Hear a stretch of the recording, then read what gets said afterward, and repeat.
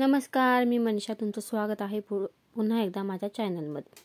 आपण ना आज काहीतरी वेगळं बनवूया, झटपट आणि एकदम पटपट. आज तर सगळ्यात आधी मी ना कढई ठेवली. आता गॅस पेटवून घेते. आताच्यात ना मला थोडंसं तेल टाकणार आहे मी, त्याच्याने अजून टेस्ट वेगळी येईल त्याच्याकरताने. आता मी तेल टाकलं. आता ते गरम होऊन देऊया आणि मग त्याच्यानंतर आपल्याला टाकायचं आहे त्याच्यामध्ये मिरची आणि लसूण कुटून घेऊन असं जाडसरच कुटायचं आहे. मग ते त्याच्यामध्ये आपल्याला ॲड करायचं आहे. आता इथे अजून कढई काही तापलेली नाही आहे, त्याच्यामुळे मी काही टाकले नाही आहे. हे बघा, आता झालं आहे, कढई गरम झाली आहे, तर मग मी टाकले त्याच्यामध्ये. तरी अजून जशी पाहिजे आपल्याला तशी झाली नाही आहे, त्याच्यामुळं हे बघा आता तडतड करायला लागलं आहे ते. मग आपल्याला ना त्याच्यामध्ये पाणी टाकायचं आहे. पाणी किती टाकायचं आहे? 2 वाट्या, 2.5 वाट्या पाणी टाकायचं आहे. पण मग ते अजून परतल्यानंतर मिरची, कारण मिरचीची टेस्ट जी आहे ती तेलात उतरल आणि मग त्याच्यानंतर जास्त आपल्याला तिखट लागणार नाही. त्याच्याकरताने मिरची शिजवून, मिरची आणि लसूण शिजवून घेऊ आणि मग त्याच्यामध्ये आता आपण टाकूया पाणी. मी इथं ना 2.5 वाट्या पाणी घेते. ही वाटीनीच मी रवा जो आहे तो सुद्धा घेतलेला आहे. हे बघा, 2.5 वाट्या मी इथं पाणी टाकणार आहे आणि मग मस्तपैकी त्याला उकळी येऊन देऊया. हे बघा, आता टाकले. गॅस फास्टच आहे माझा. तर उकळी येऊन देऊया. उडदाच्या डाळीपेक्षा हे पटकन होतात, झटपट. आणि पाण्यात मी आता थोडंसं मीठ टाकते चवीसाठी. हे बघा, पण उडदाची वडे करतो ना तसेच हे रव्याची सुद्धा वडे आहे. खूप छान लागतात टेस्टला आणि एकदम कुरकुरीत होतात. आपल्या उडदाच्या वड्यासारखेच होतात सेम, काहीच फरक नाही. कोणी जर विचारलं ना कसले वडे, ते समोरचं सांगूच शकणार नाही की कसले करून. आता इथे ना उकळी आली आहे, तर मग आता आपण त्याच्यात ना रवा टाकून घेऊ.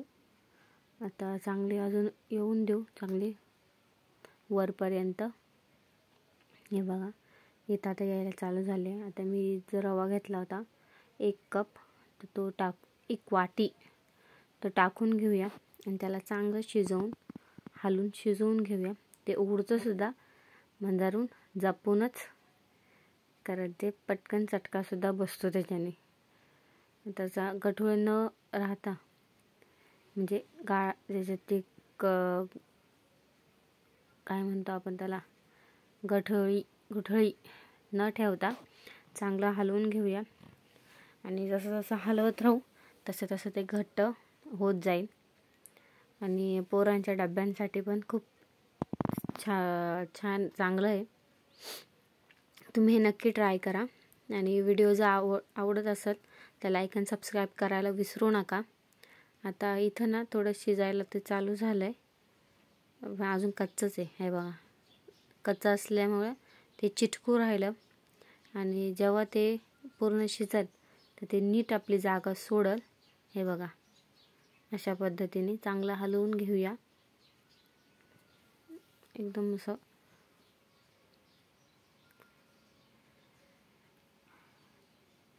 हे बघा, आता ना ते जागा सोडायला लागली, त्याची चिटकत नाही अजिबात.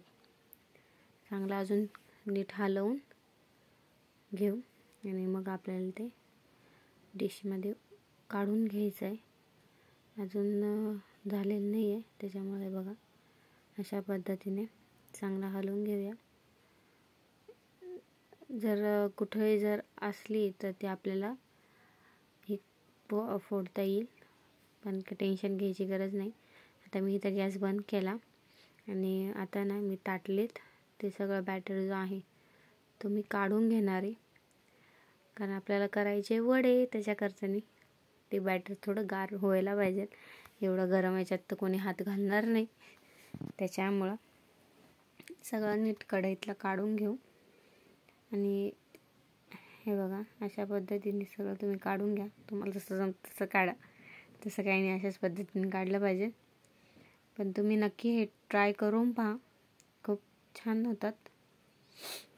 हे बघा अजून गरम वाफा तुम्हाला दिसतच असतील, खूप गरम आहे ते. तर आता ना त्याला गार करण्यासाठी त्याच्यातून थोडं तेल टाकलं मी. त्याच्याने कसं होईल ते पटकन आपल्याला हाताला चिटकणार नाही. आता चमच्याचं मी काढून घेते चांगलं. ते थोडं थापटून गार करायचा प्रयत्न करा. चटका बसू राहिला पण मग असं थोडंसं हे करून थोडं तेल मिक्स करून त्याच्यात, आणि तिथं आपण चांगलं हे करून घेऊया. हे बघा थापटून करा. त्याच्याने कसं होईल, जर गठोळे असत तर ती त्याच्यामध्ये मिक्स होऊन जाईल. आता मी ना हे जसं पूर्ण थापटून बाजूला ठेवून देते. आता ना आपण कढई ठेवूया आणि त्याच्यामध्ये तेल ठेवूया गरम व्हायला, कारण ते तवर ते जे आपलं बॅटर आहे ते तवर गार होईल, म्हणजे थंड होईल. आणि मग त्याच्यामध्ये आपण तेल टाकूया. सगळं चांगलं गरम होईल. तर इथं ना बॅटर आता गार व्हायला आलं आहे. हे बघा आता वाफ काही निघत नाही, तरी बऱ्यापैकी गरम आहे. मग गरमच चांगलं होईल असं मला वाटतं आहे. गार असल्यावर पण चांगलं होतं, काही टेन्शन नाही. आणि हे थोडं आधी करून ठेवलं तरी चालेल, काही वाद नाही त्याच्यात. हे बघा असं चांगलं थापटून पूर्ण एकजीव करून घेऊया, कारण ते गरम आहे म्हणून मी थापटतेच आहे, नाही तर हे केलं. आणि आता ना त्याचे पूर्ण एकजीव करून आता गोळा तयार करायला घेऊ. हे बघा पहिलं आहे ना, हे बघा माझा गोळा ना तुटला आहे बघा. का तुटला? कारण त्याच्यामध्ये तेल कमी झालं त्याच्यामुळं. आणि बॅटर पण जेवढं क्वांटिटीमध्ये बॅटर तेवढ्या क्वांटिटीमध्ये थोडं तेल. हाताला तेल राहूच द्या, त्याच्याने कसं होईल ते थापटायला सोपं जातं आणि वडा पण चांगला होतो त्याच्यामुळं. हे बघा आता आलं ना, छान दिसतोय की नाही? कोणी म्हणाल का की हा वडा रव्याचा आहे? कोणीच म्हणणार नाही. हे बघा आता 4 वडे करून घेऊया आपण, म्हणजे मग त्याला तळण्यासाठी चांगलं एकजीव करून जेवढं जमेल तेवढं त्याला मळायचा प्रयत्न करा. त्याच्याने कसं एकजीव झाला का पटकन वडा जो आहे तो तयार होऊन जातो. इथं आहे ना मी ताटलीत थोडं साईडला तेल होतं, त्याच्याने मी ना होल केलं. हे बघा खूप छान असं पटकन होल होतो तेलाने. जेवढा आपण तेलाचा हात घेऊ तेवढं चांगलं. आता इथं आहे ना आपण तळायला घेऊया. थोडं टाकून पाहूया तापले आता तवा. मग आता वडे जे आहे ते आपण सोडून घेऊया. तुम्ही मला कमेंटमध्ये नक्की सांगा तुम्ही केल्यावर कसे झाले आणि कसे वाटतात तुम्हाला माझे व्हिडिओ. आता चांगलं तळून घेऊया. आपण वडे तळतो तसेच तळायचे, काही वाद नाही त्याच्यात.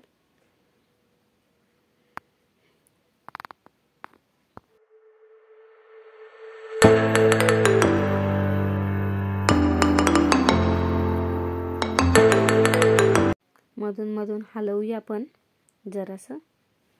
हे बघा अशा पद्धतीने हलवत राहू, म्हणजे त्याच्याने कसं होईल ते चिटकणार नाही एकमेकांना.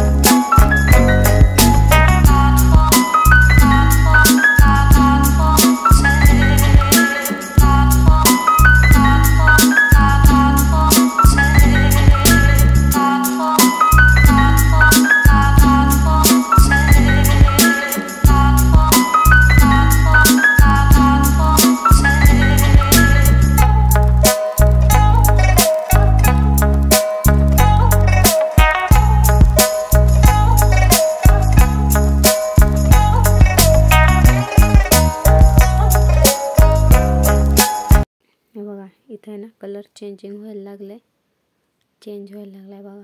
दिसतंच असेल ना तुम्हाला व्हिडिओमध्ये. आपल्याला ब्राउनिश कलर होतोवर तळून घ्यायचं आहे. हे बघा अशा पद्धतीने.